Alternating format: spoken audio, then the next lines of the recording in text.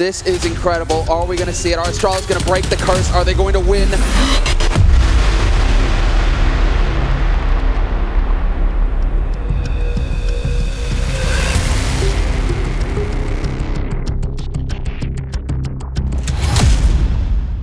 Hello, my wonderful little Blastovites. We are here with Godbrain of Counter-Strike, GLA1VE. He's going to be watching the ELEAGUE 2017 Major. This was in Atlanta, right? Yes, Atlanta. It was. Yeah. Yes, wonderful time. Some time ago. Your first, the first major win that you had with Astralis. Yes. From here, you went on to win 4 more majors. Got a lot of stars. You're running out of star space on your jerseys. Yes, is that a concern? True. Yeah, a little bit. Yeah. Don't worry about that. That's a good problem to have, isn't it? It is. Yeah. So we're gonna be watching back this match. It's gonna be a legendary match review with an IGL who obviously some time has passed, but it was a pretty memorable moment here. Yeah, for sure. It comes down to the wire.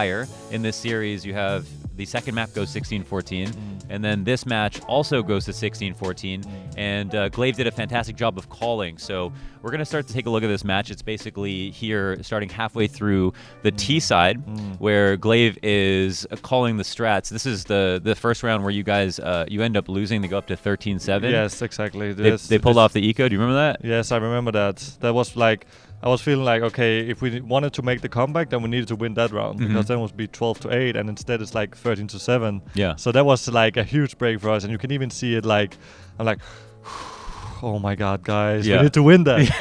Right? Yeah. So, yeah, but yeah, we do the comeback anyway. It's that 13th round that's like, you're like, okay, now if we lose a round, we could potentially lose 2 in a row, and then it's match point, right? 12, you have a little bit more breathing room.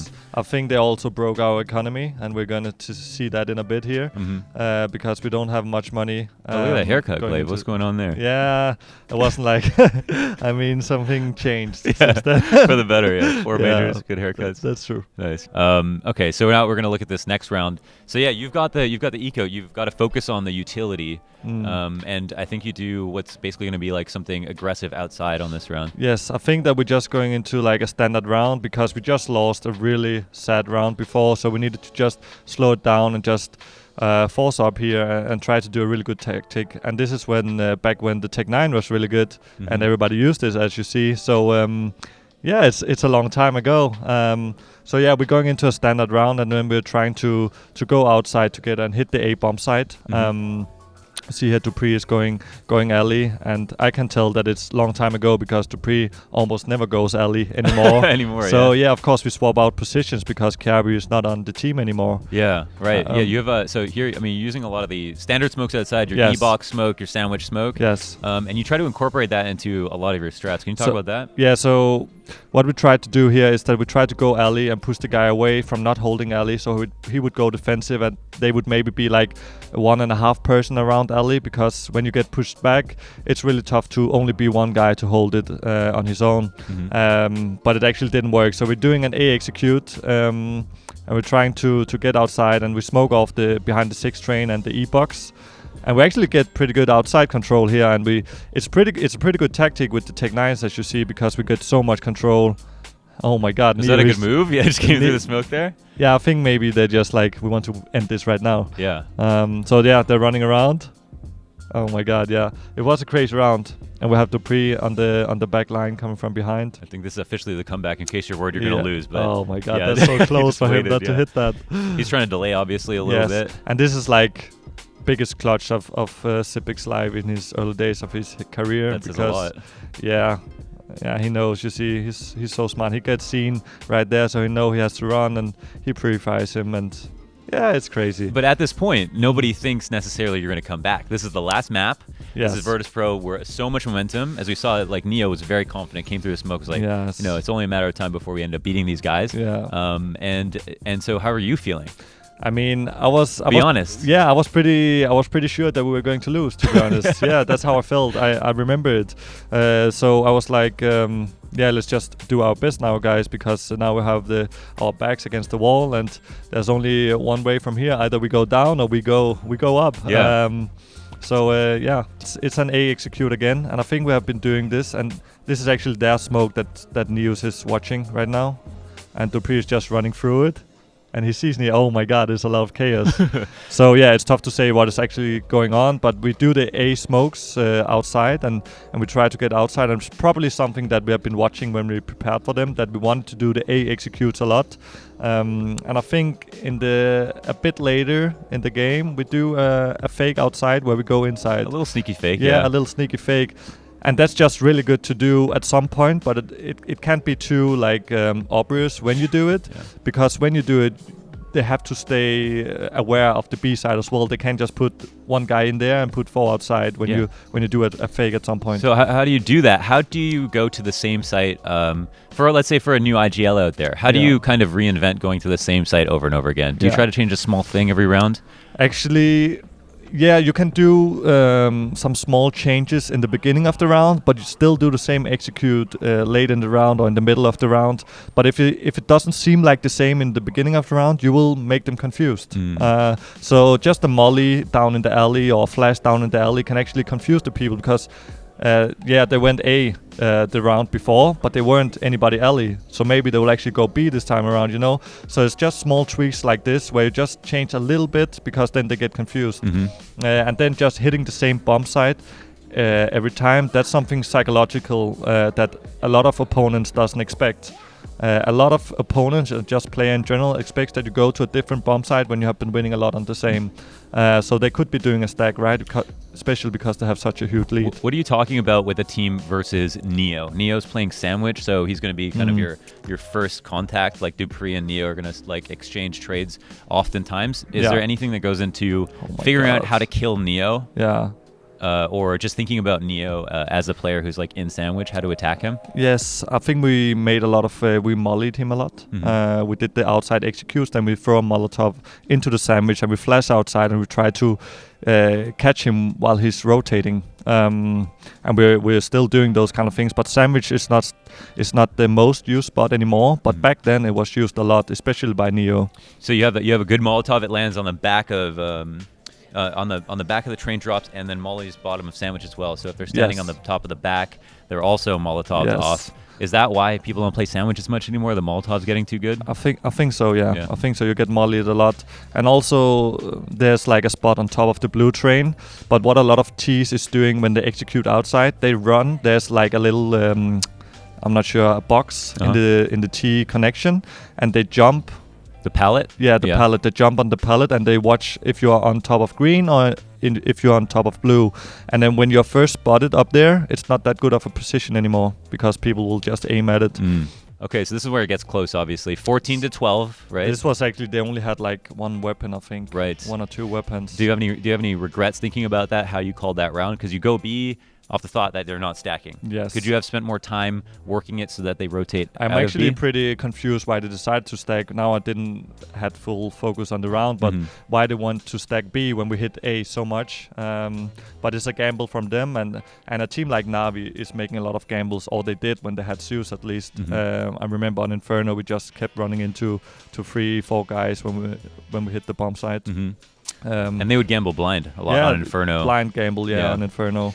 And it can be good, especially if you have a huge lead, because you can just save the weapons if they're not going towards you. Okay, so now you see we're going to hit the B bomb site again because we lost, and this is mind games, because why would anyone expect? You almost just lost a round when you always lost 2 rounds when you hit the B bomb site actually, and you just lost it to an eco. So why would anyone expect that you're just going in there, and now you're not even doing it slow, you're doing it really fast and expecting them to only be 1 player. So this was all about the mind games, and they're trying to save the guns. And now we know that if they are going to save these guns, we're 100% going to win the next round, because they will be full broke and they will only have 1400 and can only use USPs. Let me say, that is a really cool concept. I think maybe the hard part for a lot of teams is the fact that you have to do it under so much pressure, right? Yes. You're calling a fast strategy. Yes. Mentally, do you go through that in your head? You're like, if I call this strat and we lose this round, I feel stupid, right? Yes, I kind of do. I know what can happen if we lose the round, but I'm also thinking about what I'm always thinking, what is the best chance for us to win this game? And I felt like in that moment, the best chance for us to win this game is that if we do a fast round and we hit the same bomb site as we just did, because they won't expect it. If they were 3 people inside, okay, they just did better than me, I guess. But it doesn't make it the wrong call. It doesn't, no. Yeah. It doesn't, not for me at least. Yeah, of course. So yeah, and now we're like getting into the final. So now what's psychology here? You've done a little bit of A, you've gone over towards B. They've seen that you gambled twice on the same site. What's the thought? Now they are really confused. Yeah. They're so confused about what we're going to do, because we just did a fast B execute and they were only 1 player in there in the 14-12 round. Now we are up 14-14 and they're feeling the pressure because they had such a huge lead on the CT side on train. So let me ask you, how do you even know what they're going to stack? What are they thinking? Are you trying to think about that? Now, I mean, they have to be like 3-2. Yes, and as you see right now, they're going 3-2. And that's why we pull out a fast A rush. And we do that because if they go 2 inside in the beginning of the round, they're going to lose a fast A rush. And they do, so it works out perfectly. So the simple gamble there is like, since they're confused, they might play standard. Yes. Is that the thought? They are both afraid of A side and B bomb side, and they are not only afraid of B bomb side late, but also in the beginning of the round, because we hit it so fast the last time around, and we could do it again. Yeah, you guys are crazy. Who knows what's going to happen with you? Yeah, that's true. Yeah. I mean, and back then it was just like, you weren't that experienced as an in-game leader, so nobody really knew how you were going to call. Right now, I think people knows that I can actually hit the same bomb site a lot of times in a row. You still do it. I still do it. You still do it a lot. I do it a lot, yeah. And Danny always tells me, like, keep doing it because it's working. And I'm like, maybe I should change job a bit. I'm not sure, but sometimes it's working, sometimes it's not. I think people are aware of it by now. Before we wrap this up, we're going into the last round. So now you've shown them your hand once again. As you wrap this up, you're gonna go outside fast because you knew you were gambling that they would play a standard round. And now they have this is why we called it. Okay, they actually go 2 in the B bomb side again, but this is why we call the A rush once again. But in another fashion, because we go down pop this time instead of just going outside T mid, and we do this because they have so bad weapons. So if they wanted to triple nade T mid, they could actually get a lot of kills, and they don't have that much weapons. So I mean, you see Dupree, this is perfect. It's just nice one shot in the last end. You guys are doing in general here a lot of aggressive stuff. Was there a reason why you sped the rounds up so much and decided to execute really quickly on a lot of these rounds, as opposed to working that default a long time? Well, I mean, it felt like a feature of you on the team in general, like as you came on. I think this is where momentum just hits you, right? Where you don't even have to think about what you want to do next, because it just comes right at you. So you don't have to think about what's gonna happen if they do this, do this. You just like have a feeling of what they're going to do and what you have to do against it, and just call it. And of course, aggressive stuff is really good, but it can also be a disadvantage at some things, I think. Yeah. So how do you stay fresh? Train is a map. The makeup of the map in terms of strategy, it's changed, but not like as much. It changed more from when it came out to 2017 than 2017 to now, right? Yeah. So is a lot of CS at your level? Is it the gambling? Is it the psychology on top of knowing all of the options? What is it to you?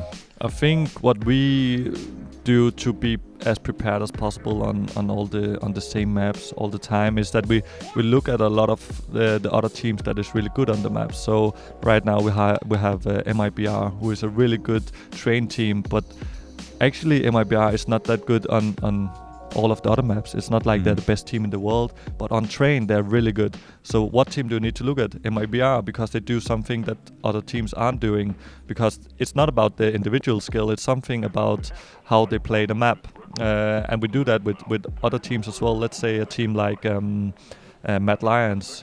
If they were really good at overpass, they beat a lot of good teams on overpass, but they kept losing 1-2. We need to look at their overpass, because something they are doing it really good. So yeah, that's sage advice. Don't sleep on anybody. GLA1VE, thank you so much, man, for coming on and talking about this. Thank you. And again, the start of a 4 major kind of streak since then, and a brand new Astralis. So thank you once again to GLA1VE. Take care, everyone.